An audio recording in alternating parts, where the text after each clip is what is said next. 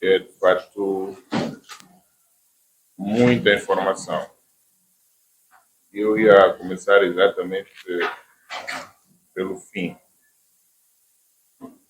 Nós já estamos na contagem decrescente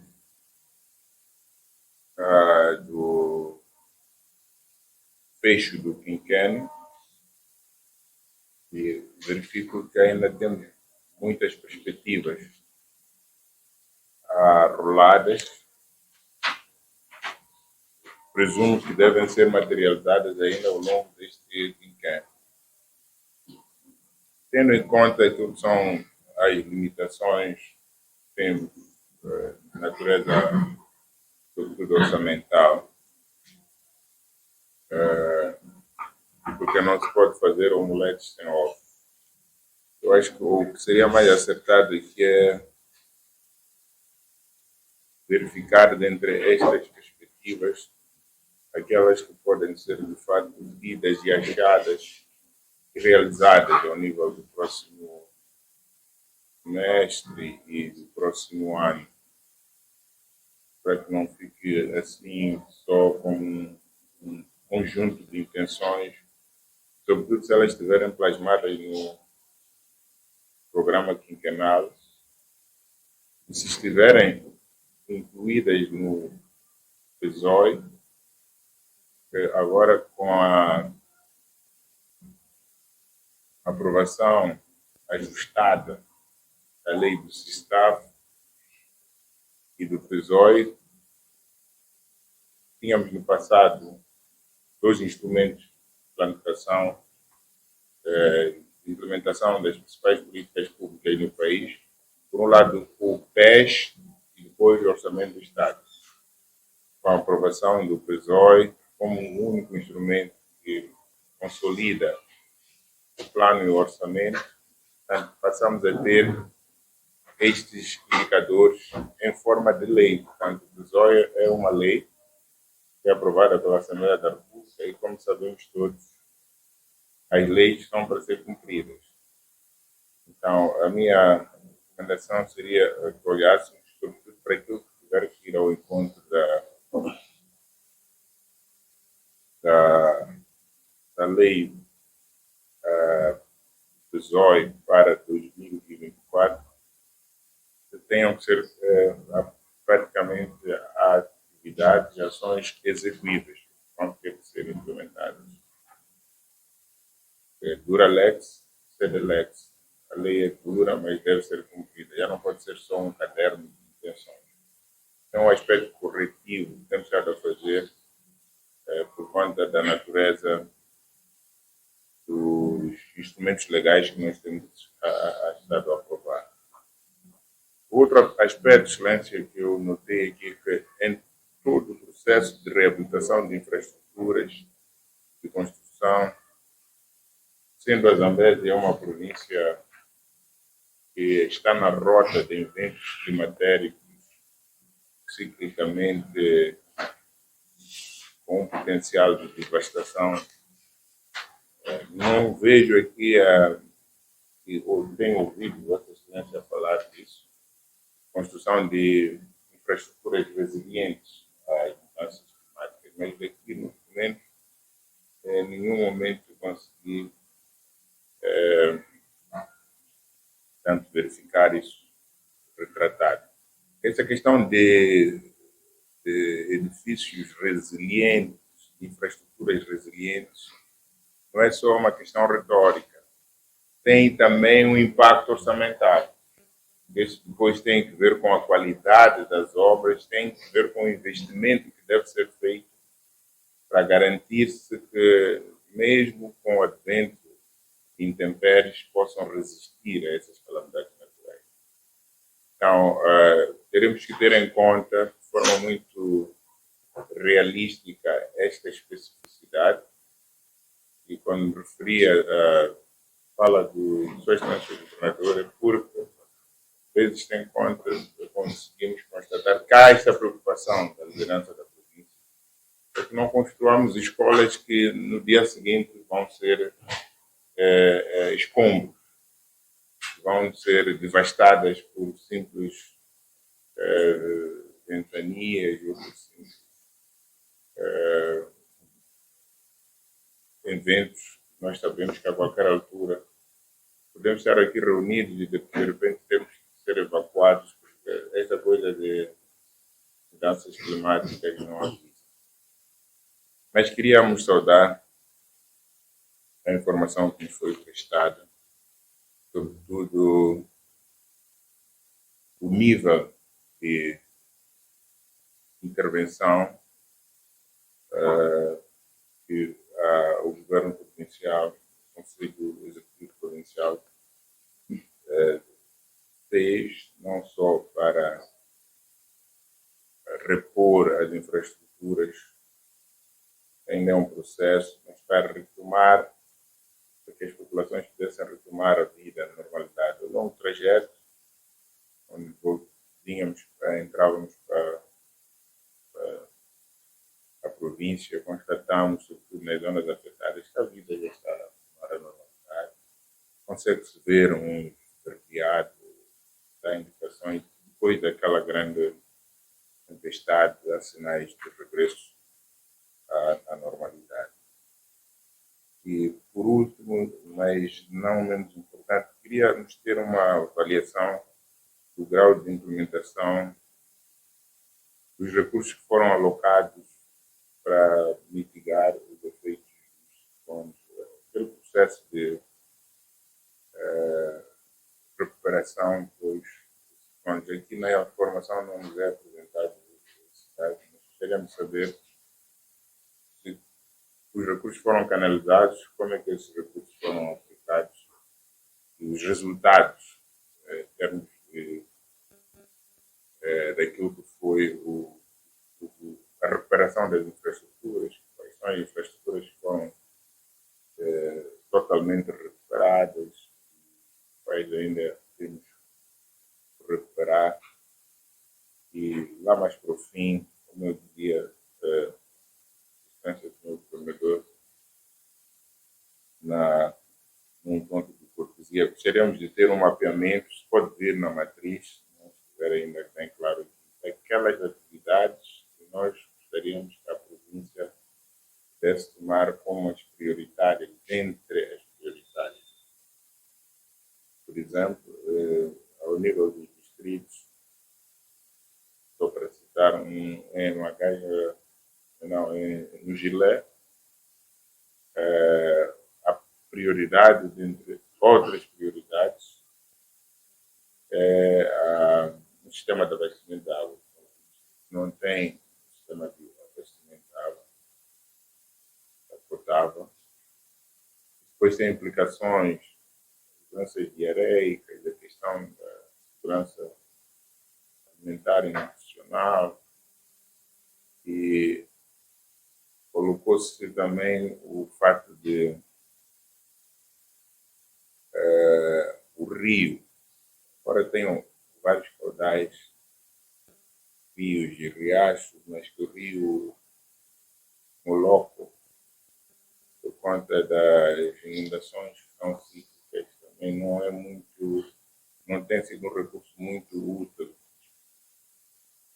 pela dimensão e nível de esforço que é necessário empreender para tornar a água potável. É exemplo do que está a acontecer no Alto Moloco, onde a fonte principal de um dos centros de abastecimento de água é o rio Moloco. E depois colocou-se também, dentre as prioridades, no caso do Gilé, a estrada Gilé-Namuqua, no entender do distrito, seria um dos grandes ganhos que poderia ter para facilitar a circulação de pessoas e bens, o aumento da mercadoria, da produção, mas também o diamante por lapidar que o Gilé tem, que é a reserva. Para se atrair o potencial da indústria do turismo, é preciso que aqueles 90 quilômetros sejam transitáveis, para que os turistas possam, na verdade, fazerem essa reserva sem nenhum preocupação. Até para citar exemplos que são no nosso entender, aspectos que, uma vez tomados em consideração, podem dinamizar, podem dar outra vida. Onde passa a estrada também é muita vida. Nós sabemos que mesmo naquilo que é o percurso das nossas vias de acesso, as cantinas estão exatamente ao longo das estradas, os centros de comercialização ao longo das estradas. Então, seriam, portanto, estes, entre outros aspectos, que gostaríamos de ter um pouco esclarecidos e também mapeados para facilitar. O senhor diretor falou do ciclo de planificação, mas nós, nesta fase de finalização do quinquênio, estamos interessados em ver o que é que de estruturante pode estar garantido, porque sabemos que não temos os recursos suficientes, o orçamento está deficitário, mas valeria a pena, daquilo que estava previsto no programa quinquenal, termos as grandes questões atacadas. Vossa Excelência também se referiu ao eventual impacto do programa MCC, mas esse poderá refletir-se depois do final do mandato. Então, a nossa preocupação era ver o que é que acontece dentro dos treinos que estão previstos. Portanto, seriam essas questões que eu queria partilhar e, mais uma vez, felicitar pela qualidade do trabalho que tem estado a fazer, porque recuperar a província em tão pouco tempo é obra, não é coisa do acaso. E nós sentimos que houve muito trabalho para que pudesse ter, portanto, a vida pudesse voltar a nós. Então, ia passar a palavra aos colegas para poderem. Estão aqui apresentada. A seguir, mesmo para compreender, tenho uma ou duas questões. Se não mesmo a primeira, sendo uma preocupação. Por onde temos passado, tenho sempre procurado saber, em termos do cumprimento da arrecadação das receitas próprias.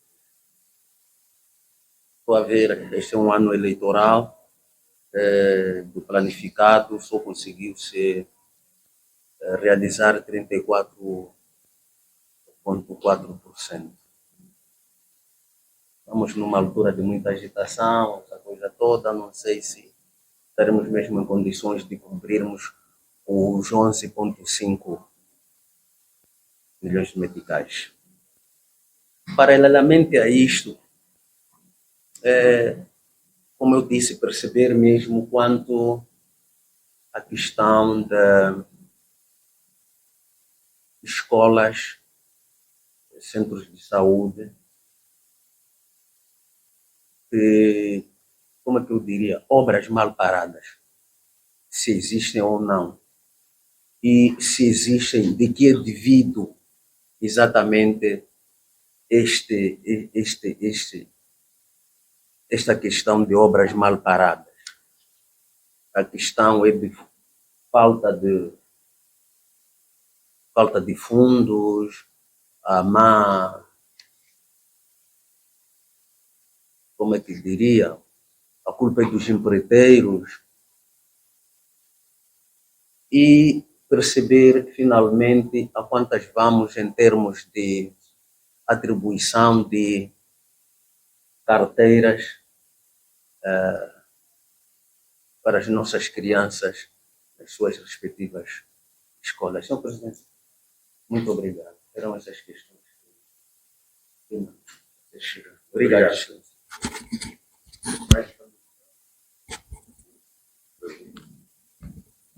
Muito obrigado, Sr. Presidente, pela concessão da palavra.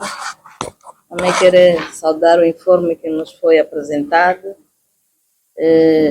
desde embora que a sua execução tenha sido influenciada pela Covid-19 e pela ocorrência do ciclone Freddy, mas pelos esforços do Conselho Executivo, as instituições continuaram a funcionar. É de parabenizar esse esforço.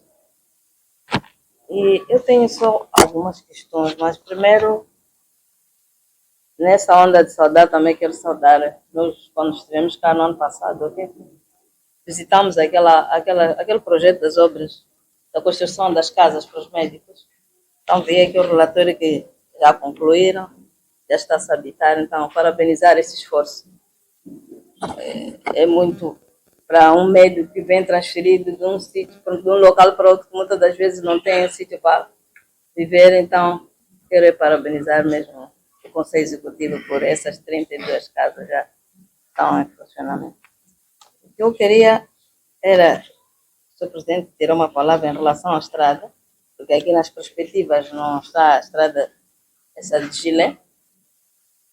E fora da estrada, nós reunimos com a sociedade civil e tudo. Lamentaram o fato de falta de transporte para o senhor administrador do distrito e não só, as instituições lá. E pediram também falta de diretor de infraestruturas lá ao nível do distrito, que não existe o diretor de infraestruturas. E também queria entender o que está sendo feito. Nós, ao longo do caminho, fomos vendo queimadas descontroladas. O que está sendo feito para combater essa situação das queimadas descontroladas à beira das estradas, daquela via? Hoje de noite, as viaturas ali a passarem, aquilo pode criar acidentes, ok? Então, era mais ou menos isso que eu tinha. E muito obrigada.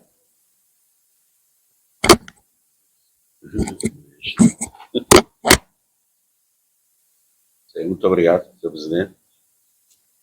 Também quero congratular a apresentação que foi feita.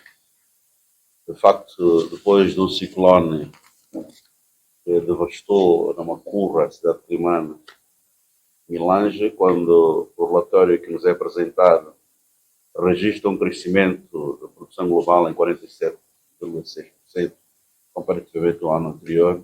Portanto, é algo saudável. Eu também fiquei um pouco ultrapassado com as questões que foram colocadas, mas vejo aqui a baixa execução da despesa. Eu não sei se tem a ver com o atraso do desembolso das recursos, como tem acontecido em outras províncias, ou mesmo decorre de problemas aqui a nível da província. Queria ter algum esclarecimento. Também vejo aqui sobre a questão dos partos, da cobertura dos partos institucionais em 49%. É verdade que por causa da extensão territorial da nossa província, mas eu acho que temos que continuar a evitar esforços no sentido de elevar a taxa de cobertura dos partos institucionais. Bem, o mesmo se pode dizer das consultas de planeamento familiar. É verdade que há uma nova narrativa hoje, está-se a culpar a nossa pobreza com as altas taxas de natalidade. Então, eu acho que temos que continuar a trabalhar nesse sentido para não darmos razões àqueles que planificam e executam os orçamentos. Eu acho que é importante aprofundar cada vez mais esses aspectos. Penso que o resto já foi colocado. Eu acho que é tudo. Muito obrigado. Muito obrigado. Permissão, excelência. Acompanhei atentamente o informe e toda a sua explanação. Tenho aqui algumas questões no que tange a distribuição de redes mosquiteiras impregnadas. Foram distribuídas 78.553 redes mosquiteiras impregnadas, o que corresponde a uma realização de 28%. A questão é, a que se deve esta fraca realização e o que é que está sendo feito de modo que no próximo ano possa a meta possa ser efetivamente cumprida. Igualmente, no que toca à distribuição de livros da Caixa Escolar, distribuídos 1.876.140 livros. De um plano de 4.176.940, sendo uma realização de 40%. A que se deve o incumprimento da meta. Muito obrigado. Obrigado. Mais contribuições? Casos e 19 óbitos contra 43.301 casos e um óbito no ano 2003. Aliás, 2022. Questão que eu gostaria de colocar, gostaria de saber quais são os efeitos que estão sendo empreendidos para a redução desses casos, que os casos subiram para 19, ou o que está sendo feito. E a outra questão também é sobre o tratamento do TARV. A questão que coloco, gostaria de saber se existem alguns casos de abandono no tratamento do TARV.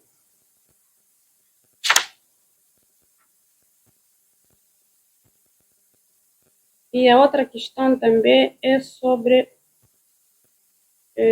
foram contratados 757 docentes para a formação. A questão que coloco também, gostaria de saber quantas mulheres são, porque aqui não vê o número especificado das mulheres e quantos homens. Obrigada.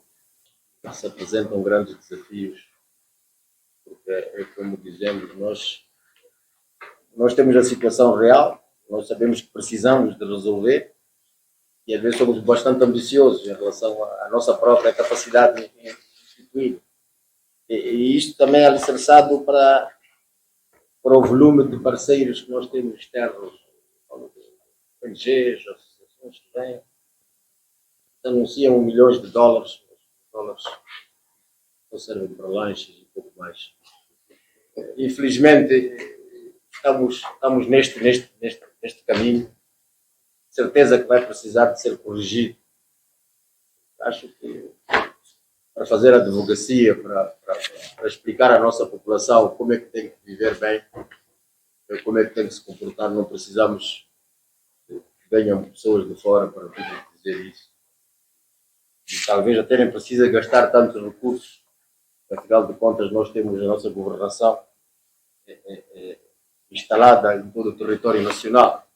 Nós temos o líder comunitário lá, na comunidade, no elemento mais pequeno da comunidade. Então, se temos esta estrutura, ele faz chegar a mensagem que o governo precisa fazer chegar. Então não precisamos que venham instituições para gastarem milhões e anunciarem que gastam connosco muitos milhões e na prática são custos que 90% é para o seu funcionamento, 10% são para enganar-nos com alguns lanches, pensando que nós nos satisfazem com esses lanches apenas. Então temos de tomar alguma atitude proativa em relação a isso. Falo assim para ver se tenho ajuda. Sozinho promovi um encontro com as ONGs financiadas pelo OSAI e foi um descalabro. Eles não têm o que dizer. E o que fazem não ajuda muito. E várias informações distorcidas, a nossa população por vezes não sabe para onde é que tem que ir. Um chega e diz uma coisa, outro chega e diz outra. Estamos a falar do mesmo assunto, informações diferenciadas e não conseguimos controlar. Então acho que é necessário começarmos a impor algumas regras para termos o nosso país devidamente orientado. Agora, em relação, gostei de ouvir que, de facto, passaram pelas zonas mais críticas da nossa província, os acessos a Gilé. É um debate, é uma necessidade, são daquelas coisas que nós gostaríamos de ter aquela estrada boa, mas às vezes também somos confrontados com ideias, não digo esfarrapadas, mas eles dizem que não, mas sabe, ir para um parque é estimulante, ir em carros 4x4, em estradas assim, meio estragadas, porque isto é que faz o turismo, isto é que mexe com... Não sei se nunca ouviram essas teorias. Nós dizemos bem, mas se tiver uma estrada boa, isso implica algo de mal em relação aos animais ou o turista que lá passa. Não, é que muitos gostam de serem radicais, querem ser radicais, descobram outros sítios. Moçambique não deve ser os donos para andar aqui ao Salavancos. Por quê? Porque não, as estradas que nós temos não só levam-nos ao parque, dentro do parque talvez sim, ter estrada em terra batida para evitar outras coisas, quase a possessão do ambiente, talvez. Nós temos os acessos porque a economia precisa de viver. A nossa estrada são as veias onde circula a nossa economia, então temos que estar boas. Se não fazemos, é porque não temos mesmo recursos, mas consta nas nossas prioridades. A nossa visão era aceder a todas as sedes distritais, à estrada nacional, uma estrada asfaltada, estrada em condições. Então isso devia ser não é a nossa visão, é a nossa meta, é o nosso futuro, é pensar desta maneira. Todos os distritos do interior deviam ter a estrada asfaltada, aceder à estrada principal. Pelo menos isso. As outras interiores do distrito podiam ser em terra batida. Bem, mesmo se aplica às carteiras das escolas. É verdade, como viram um colega, ele apresenta sempre, o nosso relatório é sempre, nós demos 3.000 carteiras, mas ele nunca diz quantas carteiras precisava. Se ele disser, quantas carteiras tu precisas na província das Abelhas? Se eu tivesse dinheiro para te dar. Isso já mencionou. Primeiro temos carteiras. As carteiras estão da forma de escola, são carteiras de afiliação. Nós temos feito um estudo, quando da outra vez vimos que se tivéssemos como excelência para dizer dinheiro para cobrir todas as carteiras, nós precisaríamos de 12.000 carteiras. Temos que plano de 3, 4, 3 para anualmente. Mas é caricato, a gente passa por qualquer sítio, bota o olho, vemos crianças sentadas. Se formos nesta cidade, vamos encontrar crianças sentadas nos shoppings, nas zonas urbanas. Então, é algo que precisa ser repensado. Precisa ser repensado. E para mim, o repensar passa por... Eu tenho pensado muito, e você vai me desculpar, excelências é que aprovam as nossas leis, mas eu quero voltar aqui a um ponto, para mim, ainda não consigo engolir. É o assunto das mais-valias. O assunto das mais-valias. A percepção que passa é que se diz que temos que explorar o recurso que temos que explorar, uma parte essencial temos que guardar para as gerações vindouras. Então, se nós guardarmos esse recurso, o que vai acontecer é que não vamos reparar estas estradas, não vamos ter escolas condignas e vamos continuar a perpetuar a pobreza. E provavelmente daqui a 15, 20, 30 anos, esse dinheiro que guardamos pode não valer nada. É melhor que investamos o recurso todo em coisas úteis, em estradas, em escolas, em centros de saúde e água, para que esse futuro, que é nosso neto, nosso bisneto, nasça e cresça num ambiente bom e ele possa, de facto, evoluir, combatendo a desnutrição crônica, combatendo todos os males que isso cria. Então, guardar não deve ser política para nós, um país tão pobre como nós. Eu não acredito que, sendo pobre, a política principal vai ser guardar para que ele se beneficie. Não, beneficiar dele será, de facto, encontrar condições de vida favoráveis e boas. Eu penso que valeria a pena pensarmos de forma diferenciada. Depois consigo ver que aquele que guarda também tem uma percentagem que ele vai comer por causa de ter guardado dinheiro. Depois tem uma sociedade civil também que vai monitorar para ver se estamos a guardar bem. Também vai ganhar dinheiro para verificar. Parece que vivemos num mundo de desconfiança entre nós. Parece que há receio de usar o recurso que é totalmente nosso moçambicano. Eu penso que temos que começar a termos confiança entre nós para fazermos a gestão daquilo que é o nosso próprio recurso, a bem das gerações vindouras. Se não fizermos hoje, as gerações vindouras não terão. Então, esta abordagem para mim ainda não consigo... Vamos desculpar, eu sei que pode ter sido água que já passou pelo rio, que não tem volta, mas eu vou continuar com esta mágoa até os últimos dias da minha vida, porque eu sinto que não tem que se guardar nada. Eu, em casa, eu trago o meu salário e depois vou continuar a passar fome. Depois pergunto, então o almoço, não, estou a guardar. Amiga, é melhor comer hoje, porque não sei se amanhã vou estar vivo. Isto é tácito, funciona a nível micro, quanto mais a nível global. Então, mas às vezes é preciso... mas eu sei que esses ventos vêm de muito longe, de coisa de guardar, vêm de muito longe. Mas eu penso que há algum receio de também ver o nosso desenvolvimento acontecer de forma brusca, porque tudo pode acontecer, então queremos continuar a atrasar o nosso desenvolvimento.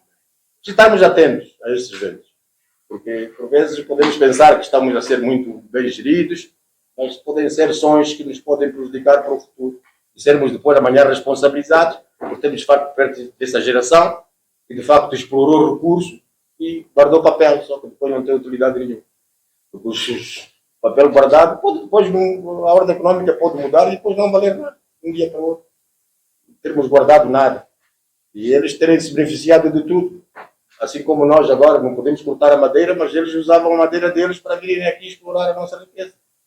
E nós agora não podemos cortar a nossa. Vejam só como é o paradoxo das coisas. Né? Eles cortavam a deles, faziam os barcos, vinham aqui explorar. E agora nós não podemos cortar a nossa porque eles querem respirar bem. É uma contradição na história, mas é assim que é. Então eu acho que valerá a pena. Agora, é verdade que o país real é esse, quando se começa a dizer que estamos com um problema sério, que é até chegar ao ponto de um administrador não ter cargo. Pela comissão, isso é radical. Mal. Mas também temos que dizer que o distrito não tem um orçamento. Não tem um orçamento, que é a unidade de gestão local lá, todas as autonomias, também tem um plano de execução, de trabalho, também não deve ser bom. E aí talvez, não sei o que é que se pode fazer, mas é preciso que a nível central também sejamos todos nós fazer parte deste, para que as instituições funcionem. Se o administrador não tem uma viatura, podemos ter a certeza que a instituição não está a funcionar lá. Ele não consegue fazer a monitoria, ele não consegue estar no lugar onde devia estar. Então, o carro, neste caso, não tem nada a ver com luxo, é mesmo imperioso. Então, vale a pena. Comecemos a ver. E falar do carro para o administrador é falar do meio de transporte para o chefe do posto administrativo. Também devia ter um carro. Porque o posto administrativo é uma unidade bastante enorme. Então, a falar para o chefe da localidade, pelo menos uma motorizada. Mas, se o administrador não tem, podem ter a certeza que os outros escalões também inferiores não têm transporte. Não tem transporte. Não será bom. Vamos encontrar. Eu penso que são destas coisas que temos que nos harmonizar. Então, essas mais-valias deviam ser muito bem concentradas para organizarmos o nosso país, darmos os meios necessários, ter as carteiras para as nossas crianças. Por que não? Até um salário mais digno. A gente está a discutir hoje do Sul, ainda ninguém sentou para saber se o Sul ainda é o fim. Pode ser que ainda não seja o fim. Ainda pode haver outras. E depois, como é que o Sul também joga com o setor privado? Também não pode ser o setor público avantajado e o setor privado também danificado, porque a sociedade tem que crescer com equilíbrios. Como é que isso depois funciona o salário mínimo dentro do setor privado? Também precisamos de fazer estes equilíbrios. Eu penso que, de uma maneira geral, é essa. Em relação às obras paradas do meu colega que falou, está até aborrecido, a gente vai a um local, esta obra já está há 5, 6 anos, não termina. E alguns têm que mudar de empreiteiros, porque aquele não conseguiu cumprir. O próprio empreiteiro também desinteressa-se pelo modelo de construção. Depois vem o outro. A percepção que fica na comunidade é que a obra foi abandonada. Depois tem que... Não, a obra foi rejeitada apenas pelo empreiteiro, porque ele pelo modelo de pagamento faseado, 4, 5 anos, só está a perder dinheiro. Tem que ter ali o pessoal sentado, os guardas, os operadores, os operários, e só recebe uma tranche em cada ano. A pessoa só faz 1/5 da obra, depois tem que manter a equipe para o ano seguinte receber. Há empreiteiros que abandonam, chegam assim, deu o contrato, depois temos que contratar o outro que vai, também vai com tanta fome ao pote, também chega lá e depois dá-se conta do como é que funciona, também não anda. Então andamos ali 4 anos, 3 anos para fazer uma escolinha. Mas isso é o modelo do tipo de investimento que fazemos.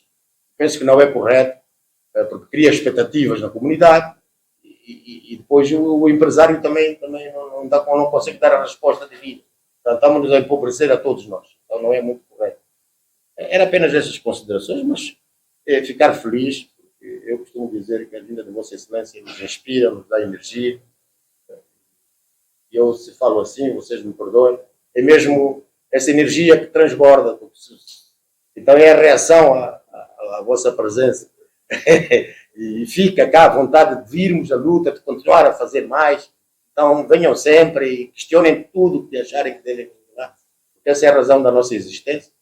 É verdade que eu sou presidente da comissão, que falta bem pouco para terminar, mas para nós até o último dia é o dia que nós temos que cumprir a nossa missão.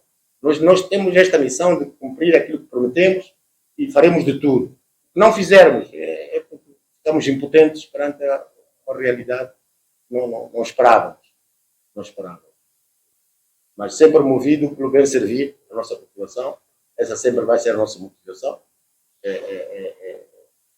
Aquilo que nós prometemos foi sempre olhando para aquilo que a nossa população precisa, necessita, e foi essa sempre a motivação. Agora, vamos chegar, quando fizermos o balanço final, muitas coisas terão ficado por fazer, sim, mas também teremos realizado, com certeza que teremos realizado muitas coisas também, e a nossa população vai agradecer o empenho, porque a sabedoria do povo é mais elevada do que a gente pode imaginar. O nosso povo sabe, temos dinheiro ou não temos, quando é que temos, quando é que não temos. E também o nosso povo sabe ver, tem olhos suficientes para avaliar a nossa capacidade de instalar. Bom, era tudo, e quero agradecer mesmo. Obrigado. Obrigado, Excelência, por tudo quanto disse e sublinhou o caso do Gilepa, também é um distrito, podemos dizer assim, não tem meios circulantes para o setor público. Uma situação atípica.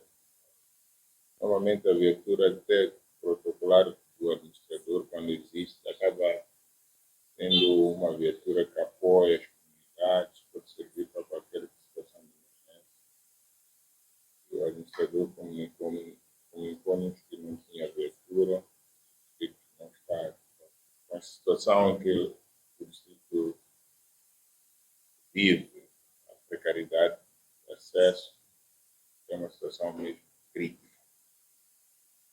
Mas estamos bastante sensibilizados também e tomamos boa nota de tudo quanto foi dito aqui e voltamos a ver na sexta-feira a reunião de balanço. Ainda teremos algumas outras reuniões, isso vai nos permitir também ter uma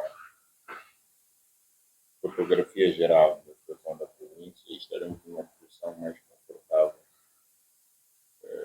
podermos socializar com geral a informação na sexta-feira. Então, propomos que esta reunião termine por aqui e voltamos a ver